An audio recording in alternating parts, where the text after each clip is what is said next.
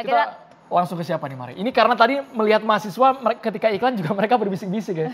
Jadi masih ramai, Bang Boni tadi juga tidak sabar. Bang Boni, jadi bagaimana agar ini kemudian tidak berulang lagi, Bang Boni? Harus seperti apa kita menegakkan hal ini? Ya, gini, kita harus menyikapi ini secara bijak lah ya.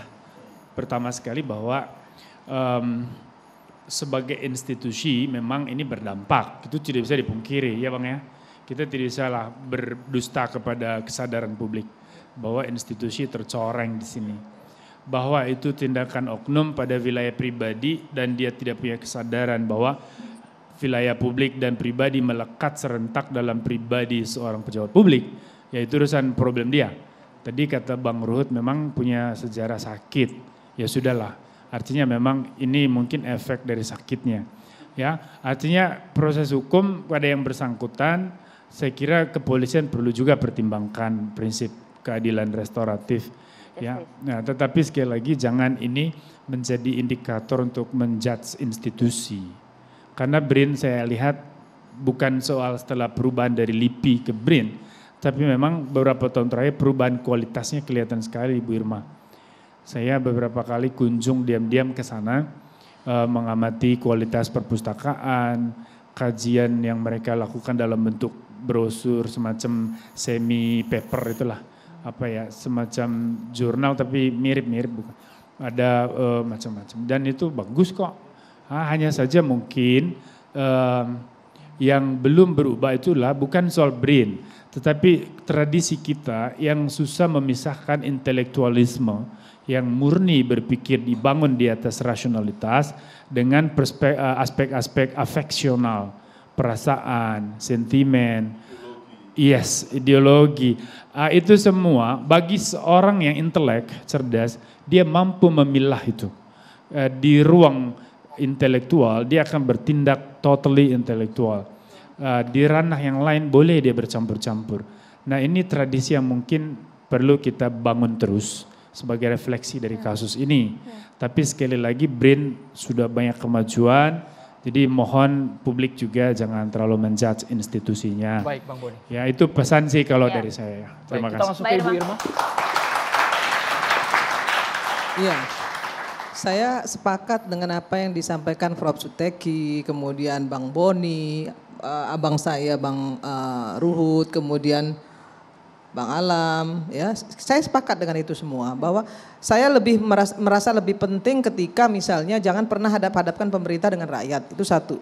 Yang kedua, jangan rusak pemerintah ini, jangan dirusak pemerintah ini oleh oknum-oknum yang tidak bertanggung jawab seperti itu, ya.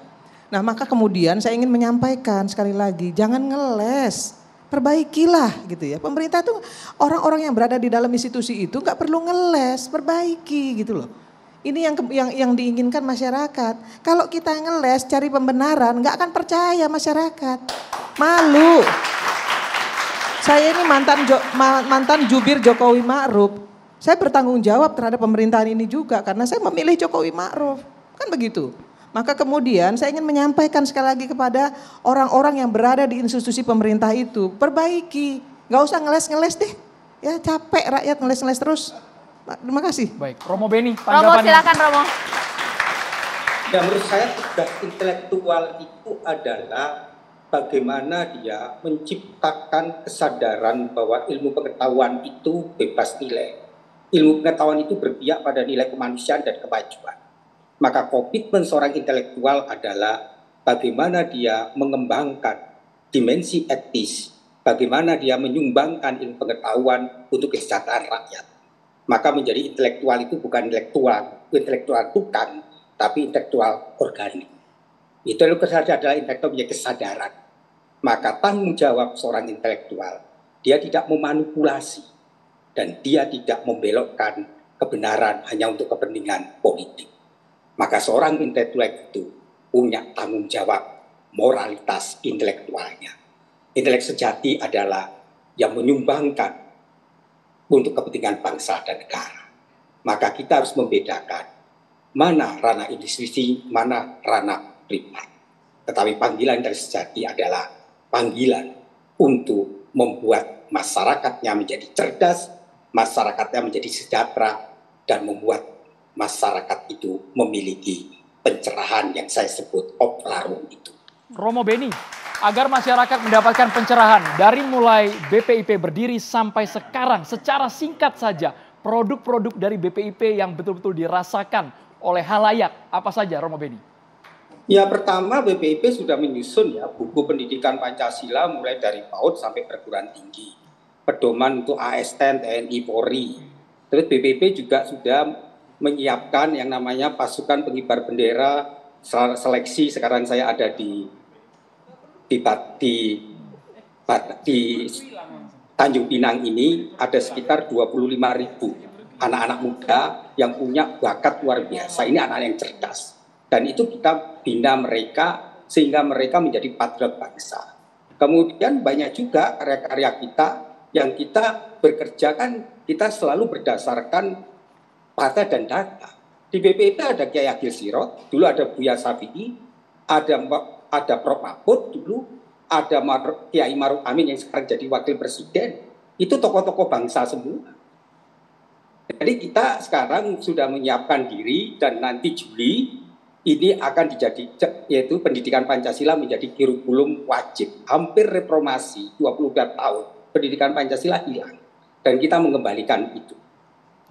Baik, Prof. Suteki. Baik, terima kasih.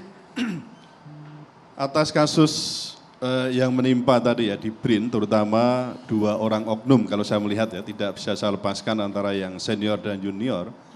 Sebenarnya kita bisa sedikit mungkin simpulan total mungkin tidak, tapi di situ sebenarnya ada kegagalan misi untuk revolusi mental aparatur negara terutama. Ini case ini ya.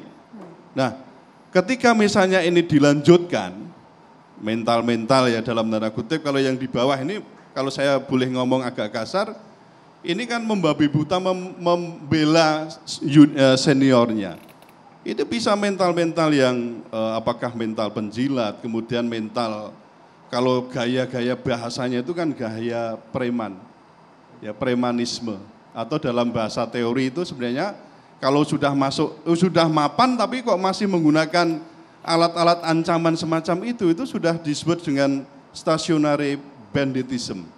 Jadi banditisme ya saya sudah menetap tapi menggunakan alat itu untuk mengancam. Nah, ini sebenarnya kalau kita lihat tarik lebih luas, kalau kita kan punya TAP MPR nomor 6 tahun 2001, itu tentang etika kehidupan berbangsa. Nah kita coba tengok ke sana, berarti apa? 2 orang oknum ini jelas menurut saya, itu menabrak etika kehidupan berbangsa yang kita sudah sepakati itu. Apalagi ngomong Pancasila dan seterusnya, ini saja dia tidak memenuhi gitu. Nah oleh karena itu memang tadi saya sepakat juga, kita juga nggak bisa sama sekali tidak peduli dengan tanda kutip ya, soal lembaganya. Maaf ya, karena kadang-kadang taruhlah beginilah, yang pengalaman. Ada kampus disebut kampus radikal, betul? Undip salah satunya, karena ada saya di situ, disebut sebagai kampus yang terpapar radikalisme. Ada masjid, ada pesantren, juga statementnya hampir sama. Nah kalau mau fair mestinya berarti apa? BRIN juga terpapar radikalisme intoleran. Loh ini kalau mau fair loh nih. Tapi kita harus mengakui, tapi kita berusaha memperbaiki. Bagaimana ke depan hal-hal yang demikian tidak terjadi. Karena apa? Ini justru merusak persoalan integrasi kita sebagai bangsa yang majemuk. Kan begitu? Ya. Yang Bhinneka Tunggal Ika dan macam-macam lah itu. Kami sudah tangkap Prof. Silakan Pak Alam. Ya, jadi sekali lagi saya melihat bahwa yang menjadi persoalan di sini adalah oknum ya. Jadi oknum ini memang terlepas dari latar belakangnya ya kita katakanlah ya, kita akui ya dia offside ya, apalagi memasuki ranah publik ini. Namun demikian kalau kita harus mengeneralisir sebagai lembaganya, nah ini yang memang perdebatannya bisa panjang ya, apalagi dengan perkembangan sosial media, dengan perkembangan arus informasi yang begitu banyak akhir-akhir ini, sehingga yang nanti akan menjadi tolak ukuran saya khawatirnya ya, dengan membanjirnya informasi itu yang menjadi tolak ukuran followers dan lain sebagainya. Justru itulah yang harus kita betulkan gitu ya sebagai intelektual. Tadi saya sampaikan ya, seorang intelektual itu berpikir tidak adil aja dari pikirannya itu dia sebetulnya sudah bukan intelektual gitu ya, karena sebelum dia mencapai tahap tersebut itu artinya sudah melewati suatu proses perubahan pola pikir. Ya, perubahan pola pikir itulah yang mulai dari pendidikan dasar sampai dia katakanlah di graduate school gitu ya, atau di pasca sarjana gitu. Itu semua kan pada ujungnya kan adalah perubahan pola pikir ya. Sehingga kalau kemudian ranah individu ini kemudian kita apalagi dengan semangat membangun hari-hari ini ya terkait dengan BRIN itu sendiri, menurut saya ya kita saya tidak setuju kalau harus digeneralisir seperti itu ya. Artinya pola pikir dan juga mental dari ASN-nya yang kemudian harus dibenahi. Ya, Bang Ruhut, Anda sepakat? Ya, jadi apa yang dikatakan Pak Alan Karopitan dari KSP, saya rasa kita semua sependapat kok. Jangan ibarat ada tikus di lumbung padinya yang kita bakar, tapi oknumnya lah yang kita tindak. Saya rasa itu baik sekali. Jadi apa yang dikatakan profesor kita dari Undip, Ibu Irma sahabat saya dari Nasdem, adik saya dari Muhammadiyah, begitu juga Pak Boni Hargen. Kita semua ini sama. Karena itu semua lembaga yang di era Pak Joko Widodo ini kita harus berterima kasih. Lembaga itu baik, tapi ya kalau ada memang oknum kita mau bilang apa. Dan ini kaitan dengan BRIN. Ya. Kebetulan Dewan Pembinanya nggak main-main Pak Joko Widodo seperti saya katakan tadi. Ya, Profesor Dr. Megawati Soekarno Putri yang ditugaskan untuk itu. Ya, jadi saya rasa kita bisa menerimalah. Ini yang saya lihat ya, catatan demokrasi memang indah sekali hari ini yang saya katakan inilah demokrasi di negara Indonesia yang ideologinya Pancasila. Terima kasih. Kita tunggu nanti ya.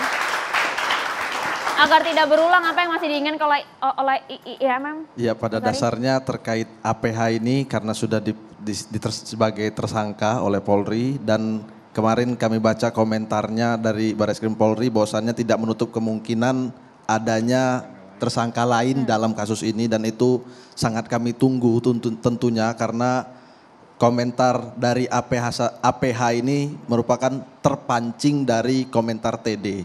Dan tadi saya sepakat bahwasannya pola rekrutmen khususnya di BRIN ini perlu untuk dibenahi dan menjadi sorotan. Karena seperti yang disampaikan Opungku tadi, Pung Ruhut, bahwasannya APH ini memang diduga memiliki penyakit psikologis seperti itu.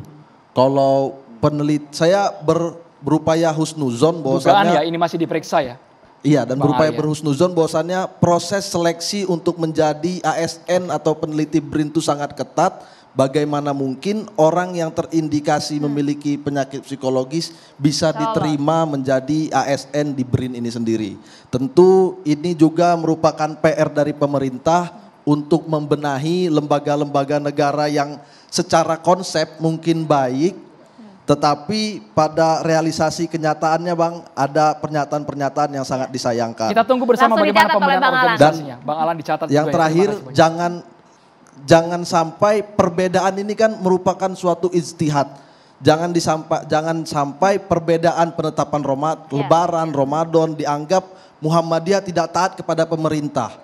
Itu merupakan suatu hal yang berbeda dan kalaupun tidak perlu saya ungkapkan lah kira-kira apa peran-peran pemerintah peran-peran Muhammadiyah maksud saya yang sudah membantu pemerintah untuk menghidupi, menjalankan bangsa dan negara yang kita cintai. Semoga dicatat oleh pemerintah ya. Kami akan kembali sesaat lagi untuk Anda pemirsa.